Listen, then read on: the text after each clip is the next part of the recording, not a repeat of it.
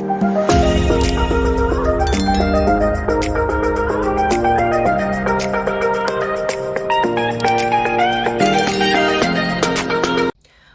back to my channel. If you're not new here, all my returning listeners, hey. And if you're new here, welcome. Do subscribe, like this video, give it a thumbs up, share, comment below, subscribe. Thank you. Okay, so let's get into today's video. Okay, so like a story time, kind of, and a little bit of some extra, so let's get into it. Journal here where note everything. So if you see me looking down, that's the reason why. So yeah, but isn't it pretty though? Hey boo. Once upon a time. No, not that type of video. This is definitely not a fairy tale, okay? Definitely not. Let's just start. So you remember that story of me saying I almost killed myself? I'll link it right here. So if you haven't watched it, you can go and watch it, before this video or after, whichever you choose, but go and watch. So that story was August of 2017. So this story is like a month or so later, September of 2017. I told you, my life series of unfortunate events, but there are some good moments there, good points. Give God thanks. Thank you, Jesus, for your grace and your mercy. They're there. But this story now, after 2 in the morning in September, coming from work, because I used to work at a call center. Everybody know what a call center work is like. So girl was just out of university, want a job, didn't want to stay home, so do your work. Honest living, no problem with that, okay? So working, I was not very close to home, but not far from home. The driver is new to the area. He dropped off some of the other workers already. He's in the scheme, or housing, whatever. He's in the scheme, nearby. He's in the scheme and new to the area, everything. My man just fly over a sleeping police. Like, literally fly over a sleeping police. Or what we Jamaican, we call it sleeping police, but I guess speed bump, or something to slow traffic, so the speed. But him went ahead and speed. I don't know if he was blind, if he need one sleep. Probably just one guy here, I don't want to hurry up and done this thing, but my man just speed over that sleeping police. I was on the back seat. There was another female on the back seat, but she was laying down. I just went up in the bus and she just fly up to me, just drop back down. She dropped back down on the seat and she just relapsed some bad word, and everybody in the bus scream out, like scream for tell you how fast the man was going, and the impact was just horrible. Me now sitting up and back seat of the coaster bus, I felt my body go like this. The top part of my body separate from my bottom half and then just slam back together. I'm like, what in the world? It was, no man, I can still feel it to this day, honestly. Anyways, everybody scream out. Him just start with the bus and everybody said, driver, like, yo my youth, like wagwan, like you know see that, like you don't feel that, you never see that, you're blind. Anyway, he just went on, like he just stopped and then continued driving. So now, anyway, eventually I reached home, got off the bus, got ready for bed. It's after 2 in the morning, and then I woke up the next day in pain. That type of pain there where you feel like you haven't exercised in a while. You take up your enough steps, so you have to exercise, and you're pain up. Right, that is the type of pain I was feeling in my body. Like, I've never exercised yesterday. The only thing that happened was a bus, and I'm like, well, in technicality it was the same day because it was after 2 in the morning. I'm like, what going on, man? Like, something not right. But anyways, knowing me, I don't pay it in mind. I just thought it would wear off or whatever. So anyway, next day I went to work. You know, I decided not to take the elevator. But it wobbling up the stairs, and I'm in pain. Like, where this pain come from? Like, what is this? I don't like it. Anyways, as usual, nah, not paying in mind. Just say, okay, you'll wear off, it'll pass. You know. And then I was at my desk and I was in so much pain, just the same, like, and I was crying because the pain was so unbearable. Like, it was so unbearable. Anyways, I had to go to HR and report the incident. That's a whole lot of story. We're not going to talk about that right now. You know, that's a whole lot of story about that. Anyways, so I had to go to doctors, do tests and scans, physiotherapists, counseling, all of that. Like, I suffered a back injury because the man was going so fast over the sleeping police. My life changed in couple seconds. Really, no? Like, my whole life just changed just so in a couple seconds. My physical well-being was changed. My mental well-being changed. Everything changed in a split second. To this day, I can't believe it. And my life has never been normal since, or the same since then. Like, no man, not normal at all. And this is the pain. Like, I couldn't sleep. I couldn't stand, I couldn't lay down, I couldn't walk properly. I just couldn't do anything like I normally do before. I just couldn't do it. Like, all those things that I would do, like, just that you would just get up and do and have no problem with, it was very difficult for me.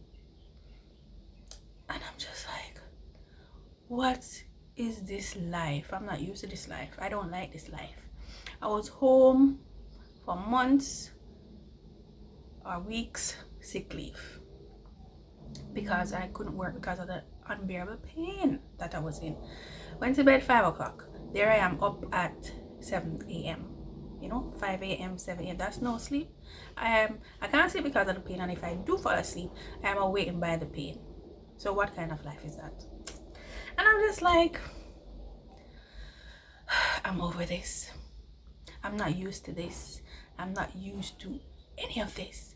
I'm used to keeping my mind busy so I don't have to think about things that I don't want to think about. And now here I am, stuck with my thoughts and all those memories and emotions and feelings because I am bedridden, you know. And it took a toll on me mentally, you know, because here I am, not able to work, you know, not able to do anything or do things that I usually do before, things that I enjoyed doing. I couldn't do them anymore because of this back injury, and it mentally drained me, and it now placed me in a position where I now had to think about things that I don't want to think about or prevent myself from thinking about for years. That's not good, by the way. And then here I am, no choice. It's like I just said, okay, you don't want to deal with it, fine, I'm going to make you deal with it. I'm like, I don't like that. But in all honesty, it happened. It happened. What me I gonna do about it? Go back in time? Yes, please, make me go back in time, because if I could, my life would be so much different. Wouldn't your life be different if I could go back in time and change some things?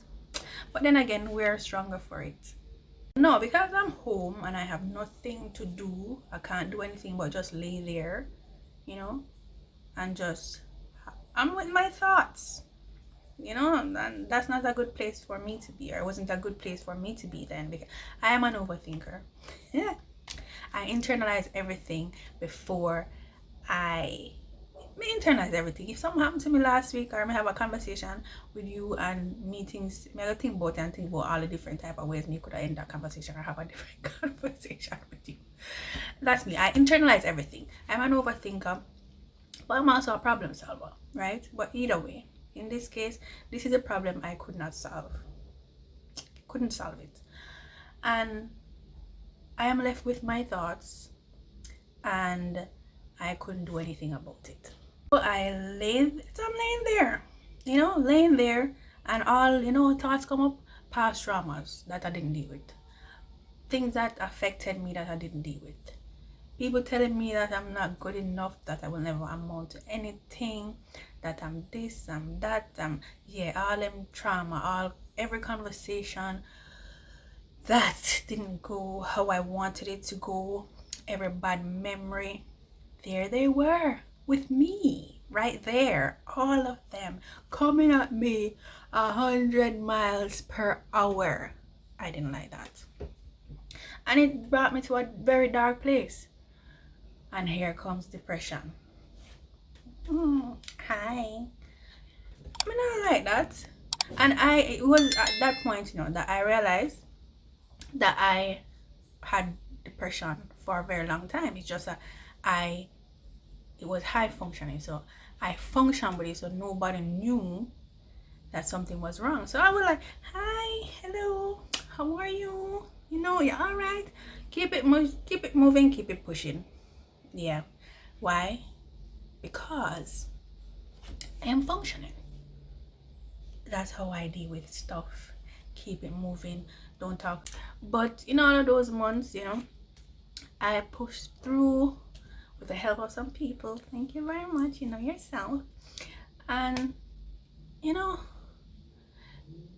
depression doesn't have a face, or should I say depression has many faces. You can't just look at somebody and tell them that they're depressed. Mental health in general in Jamaica isn't given the same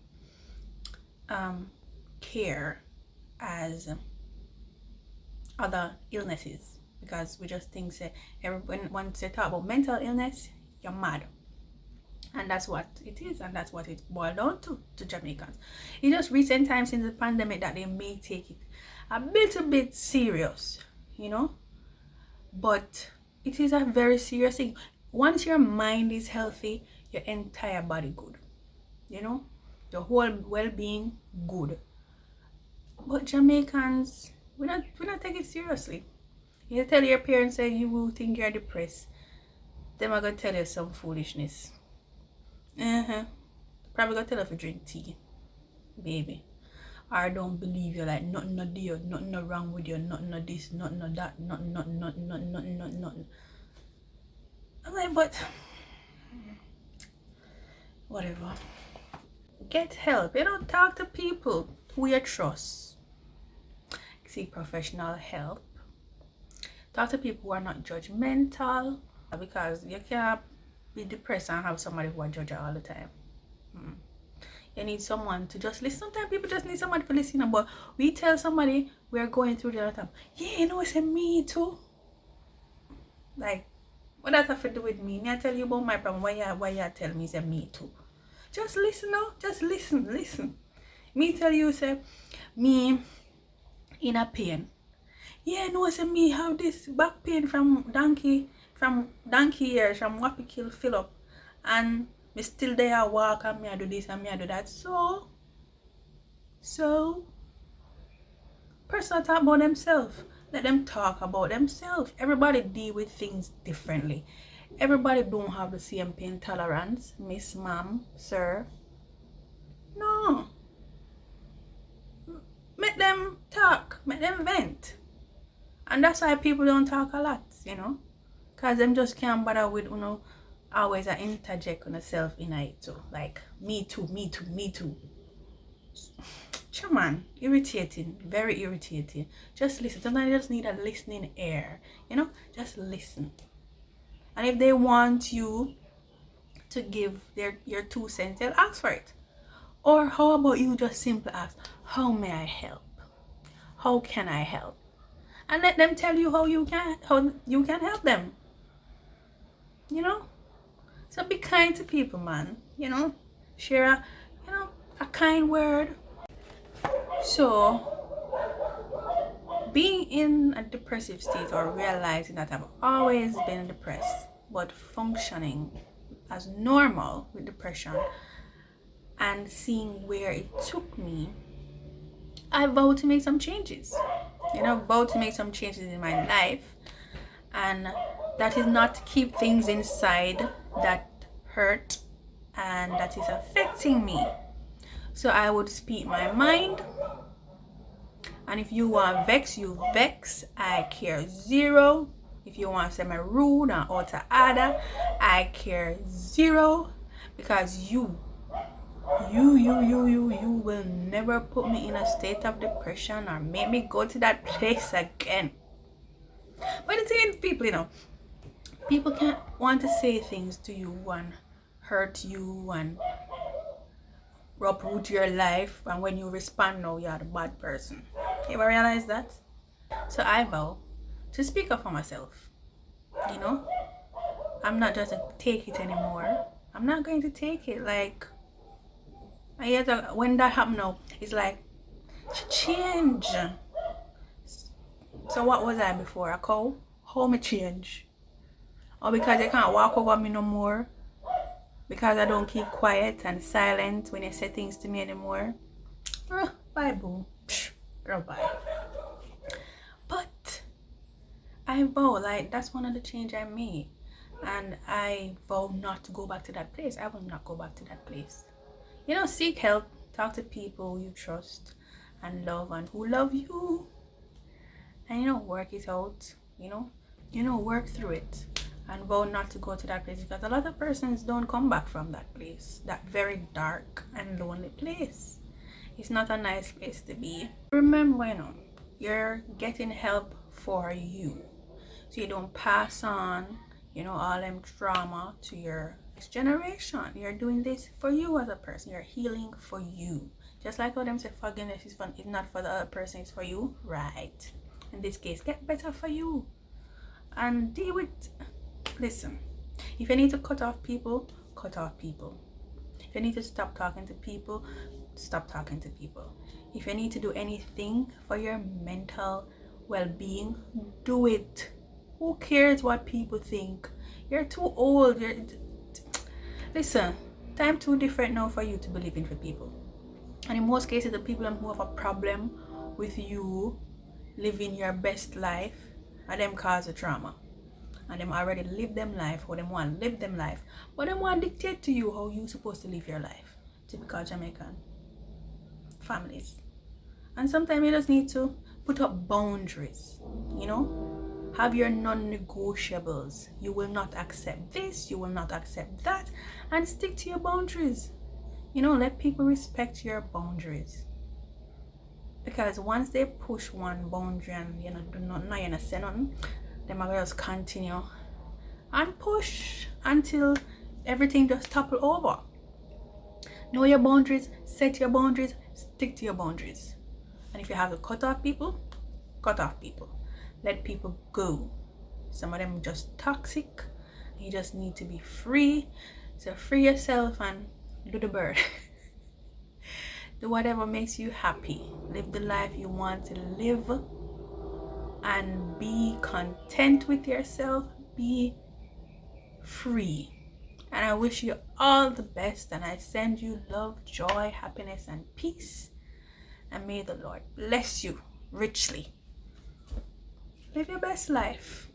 I'm proud of you for trying. So, go forth and be blessed. But on a serious note though, depression is real. Take care of your mental health. Do what's best for you. Do what's right for you. And just, set your boundaries and stick to them.